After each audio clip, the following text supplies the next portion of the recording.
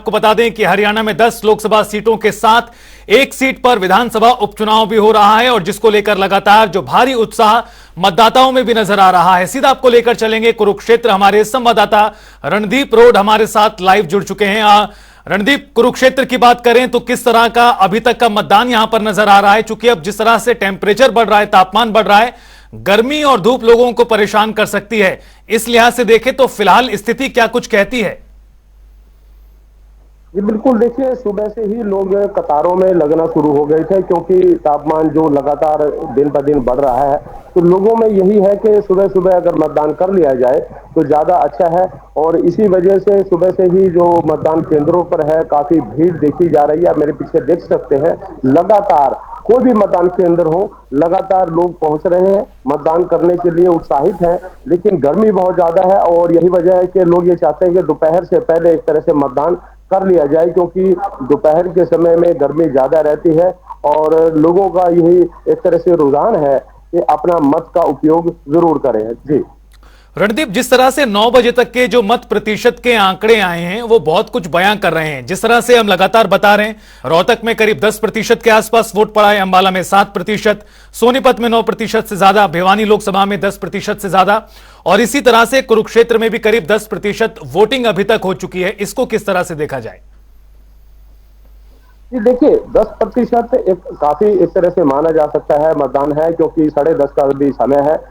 इसकी वजह यही है कि लोग ये चाहते हैं कि सुबह सुबह मतदान कर लिया जाए और इस वक्त जो है सभी मतदान केंद्रों पर आपको काफी भीड़ नजर आएगी और दोपहर के समय थोड़ा सा हल्का हो सकता है और फिर 3-4 बजे के बाद एक तरह से जैसे मौसम में थोड़ा ठंडक आएगी शाम के समय, क्योंकि 6-6:30 बजे तक का मतदान का समय है, उस वक्त फिर एक बार भीड़ लगेगी। तो ये कह सकते हैं 10% जो अभी तक जो 10:30 का जो समय है काफी मतदानीय माना जा सकता है। कुरुक्षेत्र लोकसभा में 18 लाख जो मतदाता हैं अपने मतों का उपयोग कर रहेंगे और अगर मैं पोलिंग स्टेशन की बात करूं तो करीब 1448 जो पोलिंग स्टेशन है वो बनाए गए हैं और 9 विधानसभाएं हैं जहां अपना जो सांसद चुनने के लिए आज लोग जो है मतदान कर रहे हैं। जी रणदीप, कुरुक्षेत्र संसदीय क्षेत्र की बात करें तो यहां पर मुकाबला पूरी तरह से त्रिकोणीय बना हुआ है। हरियाणा की कई सीटों पर ऐसी स्थिति है लेकिन कुरुक्षेत्र उसमें से हाई प्रोफाइल अपने आप में बन जाती है। इस त्रिकोणीय मुकाबले को भी बताएं और दर्शकों के बीच किस तरह से मुद्दे हैं जो वोटर्स पहुंच रहे हैं पोलिंग केंद्र पर। देखिए मुद्दे जहां तक है, लोग एक तरह से रोजगार को लेकर के, महंगाई को लेकर के और इस तरह के जो मुद्दे हैं वो माने जा सकते हैं। मुकाबले की जहां तक मैं बात करूं, त्रिकोणीय मुकाबला माना जा रहा है क्योंकि यहां से जो भारतीय जनता पार्टी के प्रत्याशी हैं पूर्व सांसद नवीन जिंदल, वो पहले 2 बार सांसद रह चुके हैं और एक तरह से जाना माना चेहरा है। दूसरी तरफ इंडिया गठबंधन के जो प्रत्याशी हैं वो राज्यसभा सांसद रहे, आम आदमी पार्टी के प्रदेश अध्यक्ष हैं, उनके साथ कांग्रेस पार्टी की पूरी टीम खड़ी है, वो भी एक तरह से बड़ा चेहरा माना जा रहा है। और इनेलो के जो प्रत्याशी हैं वो खुद अभय चौटाला यहाँ से चुनावी मैदान में है, तो उनको भी हरियाणा की राजनीति का एक बड़ा कदावर चेहरा माना जाता है। तो त्रिकोणीय मुकाबला ये माना जाए या ये कहें तीनों बड़े चेहरे जो यहाँ पर है चुनाव लड़ रहे हैं, तो इस तरह से काफी जो एक तरह से रोचक मुकाबला यहाँ पर है। जी बिल्कुल रणदीप, अभी तो मतदान एक तरह से शुरू हुआ है और दोपहर में किस तरह से वोटिंग परसेंटेज सामने आएगा इस पर भी लगातार नजरें बनी हुई हैं। फिलहाल आपका बहुत शुक्रिया इस पूरी बातचीत और जानकारी के लिए। तो आपको बता दें कि करीब 10:30 बजे का समय हो चुका है और मतदान लगातार जारी है। किस तरह से ग्राउंड जीरो पर हलचल हैं, लोगों के बीच, मतदाताओं के बीच किस तरह के मत हैं, मुद्दे क्या हैं और क्या कुछ स्थिति है इस वक्त, इसका जायजा लिया है हमारे तमाम संवाददाताओं ने। देखिए ये खास रिपोर्ट ग्राउंड जीरो से।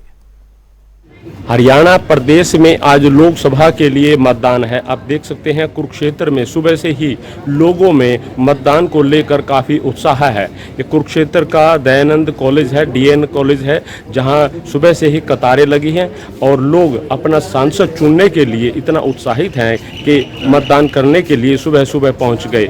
ये माना जाता है कि लोकतंत्र के महापर्व के लिए अपना मतदान करना ज़रूरी है। आप भी अपना मतदान करें और अपना सांसद चुने। इस बार लोकसभा चुनाव के लिए भारतीय जनता पार्टी के नवीन जिंदल और गठबंधन के सुशील गुप्ता, इनेलो से अभय चौटाला चुनावी मैदान में हैं। लोग अपना सांसद चुनने के लिए सुबह से ही कतारों में खड़े हैं। रणदीप रोड, जनता टीवी, कुरुक्षेत्र। तो फरीदाबाद के शहरी क्षेत्र में मतदाताओं के मतदान की क्या स्थिति है? इस वक्त जनता टीवी की टीम पहुंची है फरीदाबाद के सेक्टर 16 दयानंद स्कूल में और आप देख सकते हैं शहरी मतदाता लगातार आ रहे हैं। हालांकि अव्यवस्था की बात अंदर की जा रही है, कई लोगों से दुर्व्यवहार भी किया गया है, लेकिन उसके बावजूद मतदाता जागरूक है। अंकल वोट दे आए आप? यस। तो कोई परेशानी हुई आपको? कोई परेशानी नहीं। अच्छा, क्या सोच के अंकल इस बार वोट दिया? किस मुद्दों को लेकर आपने वोट दिया? मैंने ये देख के वोट दिया है कि कौन सबसे बढ़िया है।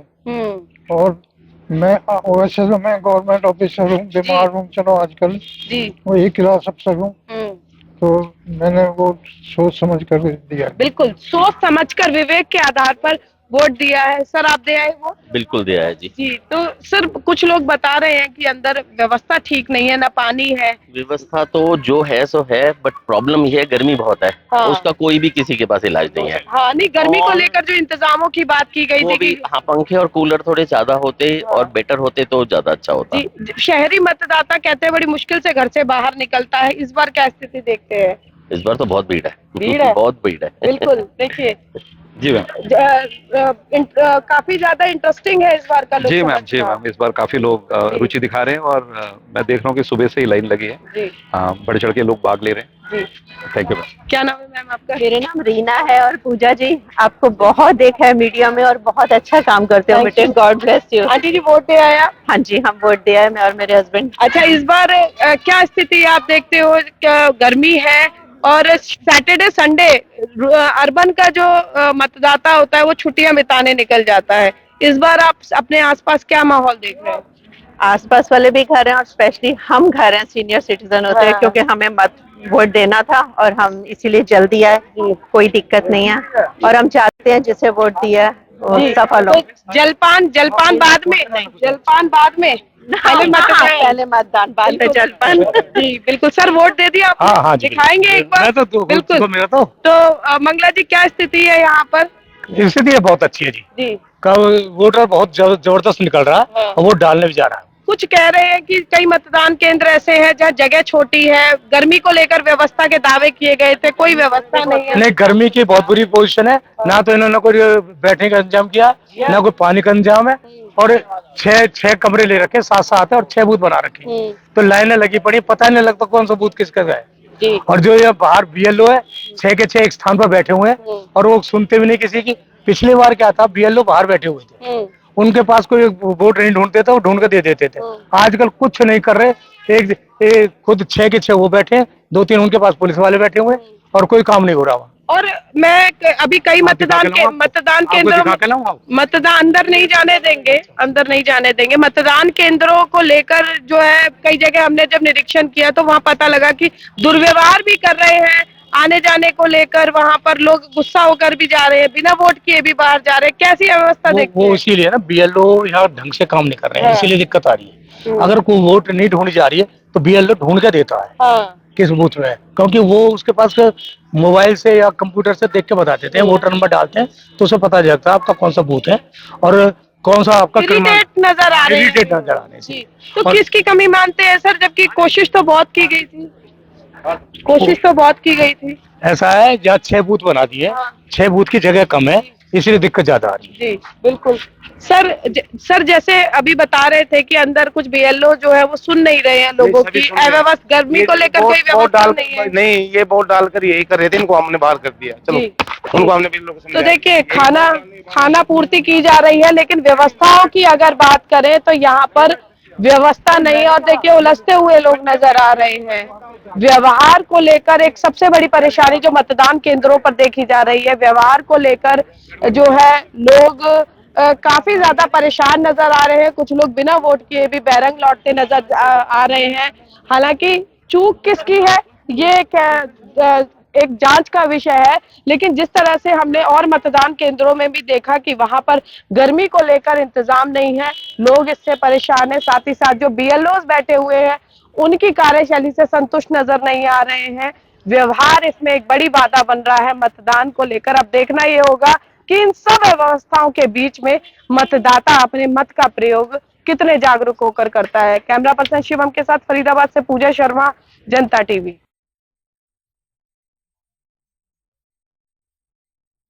हिसार लोकसभा क्षेत्र के नारनौंद विधानसभा में हम नारनौंद के बूथ नंबर 96 पे खड़े हैं। ये देखिए यहाँ पे काफी भारी मात्रा में मतदाता मतदान करने के लिए पहुंचे हुए हैं। मैं दिखाना चाहूंगा कैमरामैन से कह के, ये देखिए मतदाताओं में भारी जोश है। सुबह से ही मतदान के लिए लंबी लाइनें लगी हुई हैं और मतदाता यहाँ पे वोटिंग करने के लिए लंबी कतारों में खड़े हैं सुबह से ही।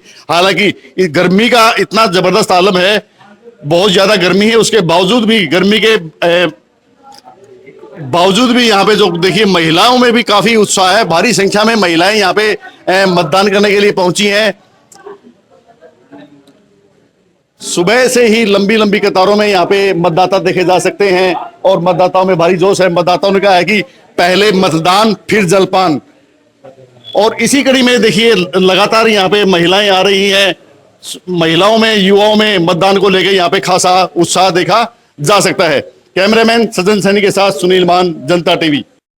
है बड़ोली गांव में, जहां से प्रत्याशी हैं, उनकी माताजी हैं, उनसे बातचीत कर लेते हैं। उनसे बातचीत कर कर ही जानते हैं। माताजी, आपने वोट डाल दिया, सबसे पहले वोट डाला। हाँ। क्या मानकर डाला?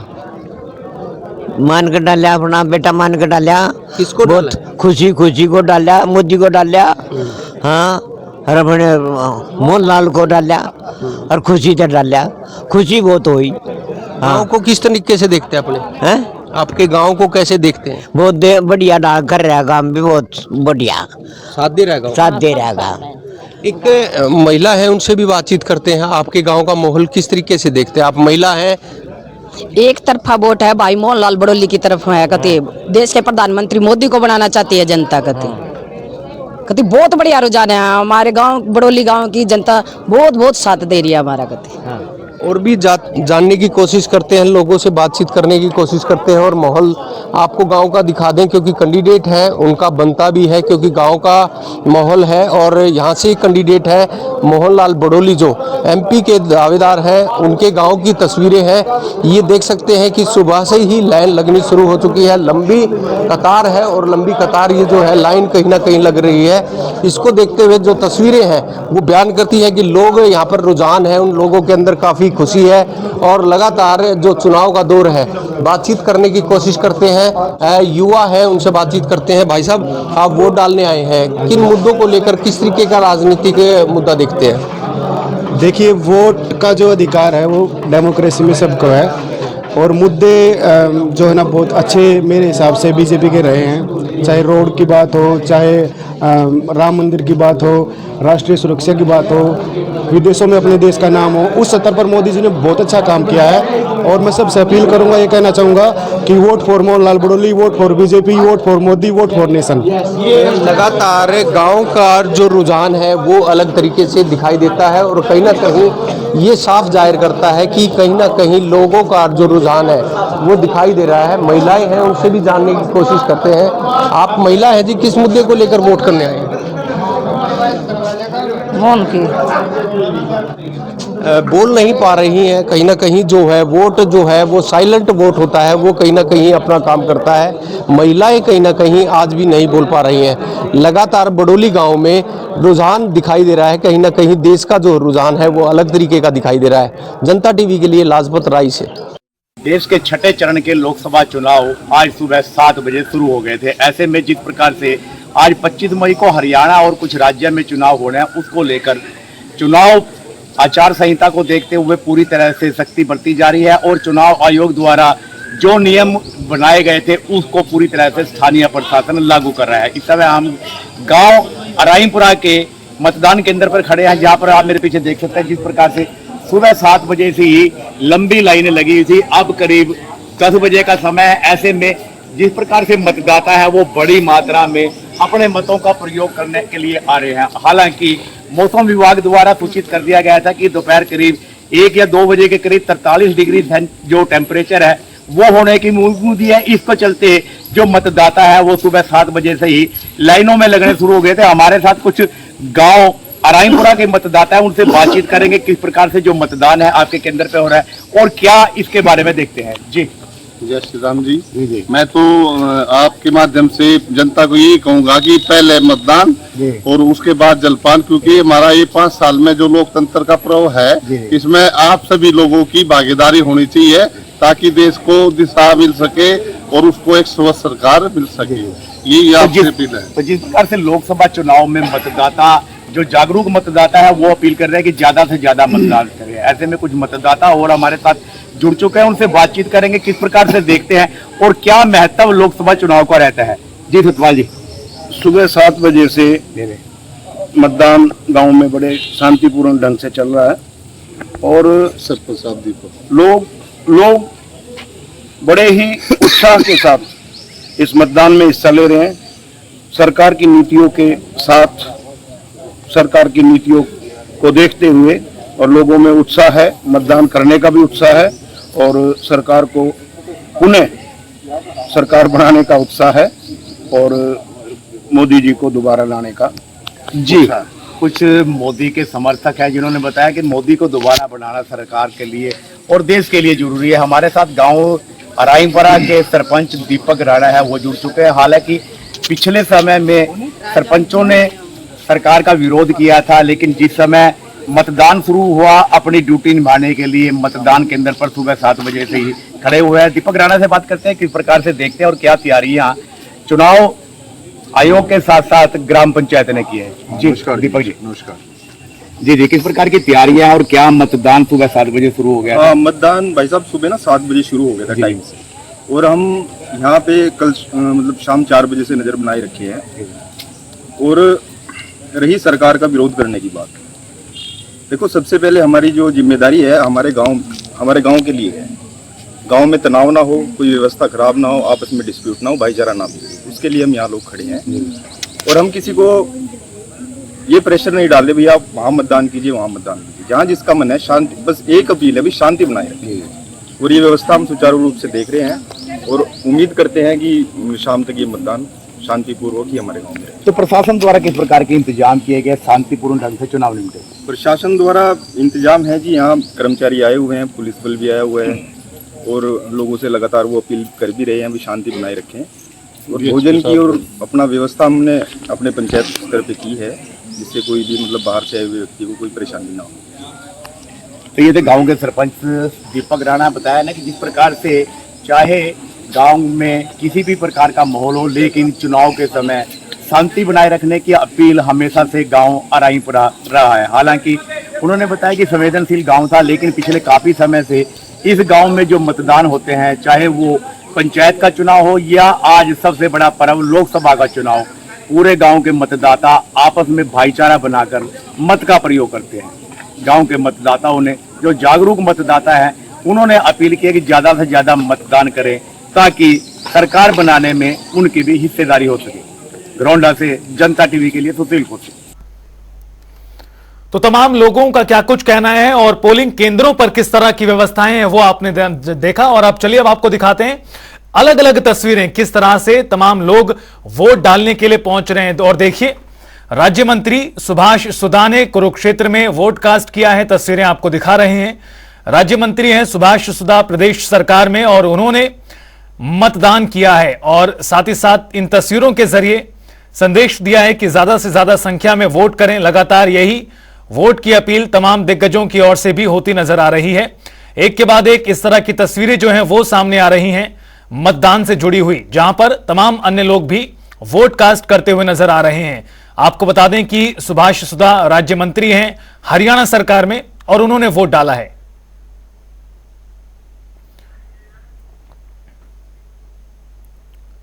और आपको बता दें और तस्वीरें भी सामने आई हैं जहां पर अन्य नेताओं ने भी वोट कास्ट किया है। लगातार जो वोटिंग है वो जारी है और इस बीच संदीप लोट ने वोट डाला है।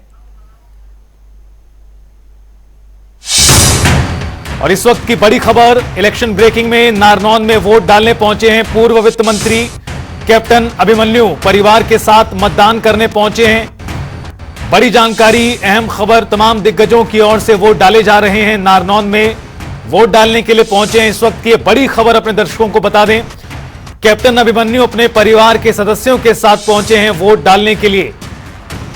नारनौंद से इस वक्त की यह बड़ी जानकारी, इलेक्शन ब्रेकिंग में लगातार जो मतदान है वो आगे बढ़ता हुआ नजर आ रहा है। करीब 11 बजने को हैं अब और लगातार पिछले 4 घंटे से जो वोटिंग की प्रक्रिया है वो कमोबेश इसी तरह से बरकरार बनी हुई है।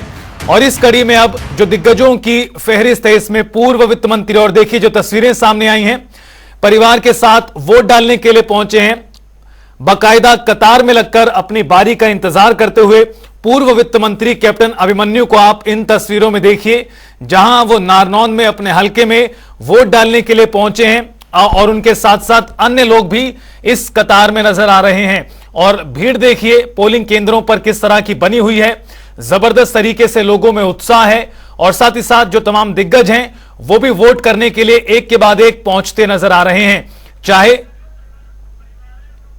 चाहे वो उम्मीदवार हो या फिर आम लोग। और साथ ही साथ किस तरह से दिग्गजों की भी एक के बाद एक तस्वीरें सामने आ रही हैं। परिवार के सदस्यों के साथ आपको बता दें, कैप्टन अभिमन्यु पहुंचे हैं वोट कास्ट करने के लिए। इन तस्वीरों को देखिए, कतार में लगकर पूर्व वित्त मंत्री कैप्टन अभिमन्यु अपने परिवार के सदस्यों के साथ वोट डालने के लिए पहुंचे हैं।